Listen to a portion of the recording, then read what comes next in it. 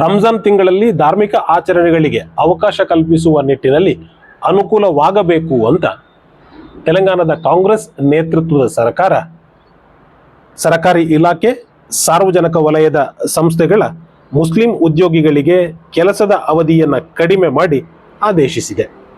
ಈ ಮೂಲಕ ಹೊಸ ವಿವಾದಕ್ಕೆ ಸರ್ಕಾರ ನಾಂದಿ ಹಾಡಿದೆ.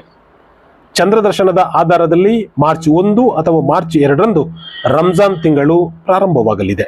ಅಲ್ಲಿಂದ ಮಾರ್ಚ್ 31, 2025ರವರೆಗೆ ಜಾರಿಯಲ್ಲಿರುವಂತೆ ಮುಸ್ಲಿಂ ಉದ್ಯೋಗಿಗಳು 1 ಗಂಟೆ ಮುಂಚಿತವಾಗಿ ಕಚೇರಿಗಳಿಂದ ತೆರಳಬಹುದು ಎಂದು ರಾಜ್ಯ ಸರ್ಕಾರದ ಮುಖ್ಯ ಕಾರ್ಯದರ್ಶಿ ಶಾಂತಿಕುಮಾರಿ ಅವರು ಆದೇಶ ಹೊರಡಿಸಿದ್ದಾರೆ.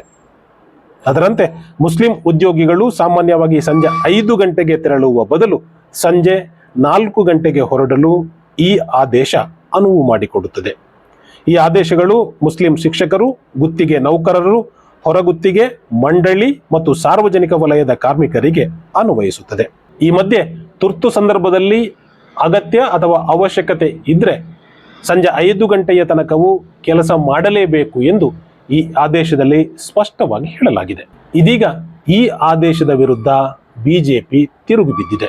ಇದು ತುಷ್ಟೀಕರಣ ಅನ್ನುವಂಥದ್ದು ಬಿಜೆಪಿಯ ವಾದ. ನವರಾತ್ರಿಯ ಉಪವಾಸದ ಸಮಯದಲ್ಲಿ ಹಿಂದೂಗಳಿಗೆ ಅಂತಹ ಯಾವುದೇ ರಿಯಾಯಿತಿಗಳನ್ನು ನೀಡಲಾಗಿಲ್ಲ ಎಂದು ಬಿಜೆಪಿ ಆಕ್ರೋಶವನ್ನು ಹೊರಹಾಕಿದೆ. ಆದರೆ ಬಿಜೆಪಿಯ ದ್ವಂದ್ವ ನಿಲುವು ಅಂದ್ರೆ ಇದೆ.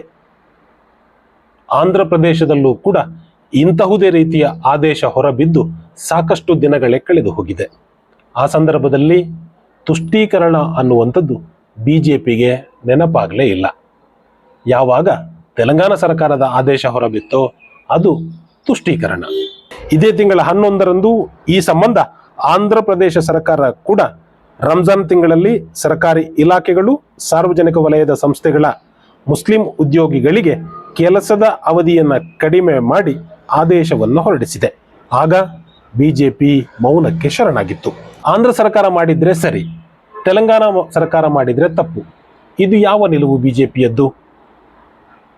ಆಂಧ್ರ ಪ್ರದೇಶದಲ್ಲಿ ಚಂದ್ರಬಾಬು ನಾಯ್ಡು ಅವರ ಜೊತೆಗೆ ಬಿಜೆಪಿ ಮೈತ್ರಿಯನ್ನ ಮಾಡಿಕೊಂಡಿದೆ. ಅಲ್ಲೇನು ಬಿಜೆಪಿ ಚಂದ್ರಬಾಬು ನಾಯ್ಡು ಅವರಿಗೆ ಬಾಹ್ಯ ಬೆಂಬಲವನ್ನ ಕೊಟ್ಟಿಲ್ಲ ತಾನೆ. ರಂಜಾನ್ ತಿಂಗಳಲ್ಲಿ ಧಾರ್ಮಿಕ ಆಚರಣೆಗಳಿಗೆ ಅವಕಾಶ ಕಲ್ಪಿಸುವ ನಿಟ್ಟಿನಲ್ಲಿ ಅನುಕೂಲವಾಗಬೇಕು ಅಂತ ತೆಲಂಗಾಣದ ಕಾಂಗ್ರೆಸ್ ನೇತೃತ್ವದ ಸರ್ಕಾರ ಸರ್ಕಾರಿ ಇಲಾಖೆ, ಸಾರ್ವಜನಿಕ ವಲಯದ ಸಂಸ್ಥೆಗಳ ಮುಸ್ಲಿಂ ಉದ್ಯೋಗಿಗಳಿಗೆ ಕೆಲಸದ ಅವಧಿಯನ್ನು ಕಡಿಮೆ ಮಾಡಿ ಆದೇಶಿಸಿದೆ. ಈ ಮೂಲಕ ಹೊಸ ವಿವಾದಕ್ಕೆ ಸರ್ಕಾರ ನಾಂದಿ ಹಾಡಿದೆ. ಚಂದ್ರದರ್ಶನದ ಆಧಾರದಲ್ಲಿ ಮಾರ್ಚ್ 1 ಅಥವಾ ಮಾರ್ಚ್ 2ರಂದು ರಂಜಾನ್ ತಿಂಗಳು ಪ್ರಾರಂಭವಾಗಲಿದೆ.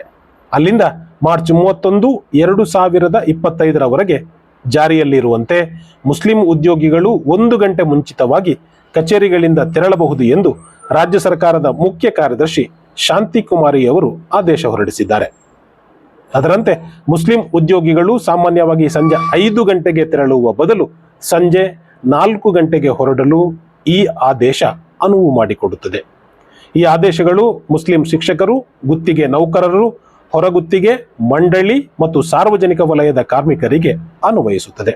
ಈ ಮಧ್ಯೆ ತುರ್ತು ಸಂದರ್ಭದಲ್ಲಿ ಅಗತ್ಯ ಅಥವಾ ಅವಶ್ಯಕತೆ ಇದ್ರೆ ಸಂಜೆ 5 ಗಂಟೆಯ ತನಕವೂ ಕೆಲಸ ಮಾಡಲೇಬೇಕು ಎಂದು ಈ ಆದೇಶದಲ್ಲಿ ಸ್ಪಷ್ಟವಾಗಿ ಹೇಳಲಾಗಿದೆ. ಇದೀಗ ಈ ಆದೇಶದ ವಿರುದ್ಧ ಬಿಜೆಪಿ ತಿರುಗಿ ಬಿದ್ದಿದೆ. ಇದು ತುಷ್ಟೀಕರಣ ಅನ್ನುವಂಥದ್ದು ಬಿಜೆಪಿಯ ವಾದ. ನವರಾತ್ರಿಯ ಉಪವಾಸದ ಸಮಯದಲ್ಲಿ ಹಿಂದೂಗಳಿಗೆ ಅಂತಹ ಯಾವುದೇ ರಿಯಾಯಿತಿಗಳನ್ನು ನೀಡಲಾಗಿಲ್ಲ ಎಂದು ಬಿಜೆಪಿ ಆಕ್ರೋಶವನ್ನು ಹೊರಹಾಕಿದೆ. ಆದರೆ ಬಿಜೆಪಿಯ ದ್ವಂದ್ವ ನಿಲುವು ಅಂದ್ರೆ ಇದೆ. ಆಂಧ್ರ ಪ್ರದೇಶದಲ್ಲೂ ಕೂಡ ಇಂತಹುದೇ ರೀತಿಯ ಆದೇಶ ಹೊರಬಿದ್ದು ಸಾಕಷ್ಟು ದಿನಗಳೇ ಕಳೆದು ಹೋಗಿದೆ. ಆ ಸಂದರ್ಭದಲ್ಲಿ ತುಷ್ಟೀಕರಣ ಅನ್ನುವಂಥದ್ದು ಬಿಜೆಪಿಗೆ ನೆನಪಾಗಲೇ ಇಲ್ಲ. ಯಾವಾಗ ತೆಲಂಗಾಣ ಸರ್ಕಾರದ ಆದೇಶ ಹೊರಬಿತ್ತೋ ಅದು ತುಷ್ಟೀಕರಣ.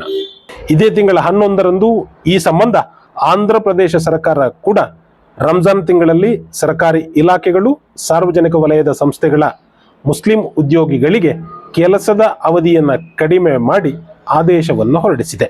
ಆಗ ಬಿಜೆಪಿ ಮೌನಕ್ಕೆ ಶರಣಾಗಿತ್ತು. ಆಂಧ್ರ ಸರ್ಕಾರ ಮಾಡಿದ್ರೆ ಸರಿ, ತೆಲಂಗಾಣ ಸರ್ಕಾರ ಮಾಡಿದ್ರೆ ತಪ್ಪು. ಇದು ಯಾವ ನಿಲುವು ಬಿಜೆಪಿಯದ್ದು? ಆಂಧ್ರ ಪ್ರದೇಶದಲ್ಲಿ ಚಂದ್ರಬಾಬು ನಾಯ್ಡು ಅವರ ಜೊತೆಗೆ ಬಿಜೆಪಿ ಮೈತ್ರಿಯನ್ನ ಮಾಡಿಕೊಂಡಿದೆ. ಅಲ್ಲೇನು ಬಿಜೆಪಿ ಚಂದ್ರಬಾಬು ನಾಯ್ಡು ಅವರಿಗೆ ಬಾಹ್ಯ ಬೆಂಬಲವನ್ನ ಕೊಟ್ಟಿಲ್ಲ ತಾನೆ.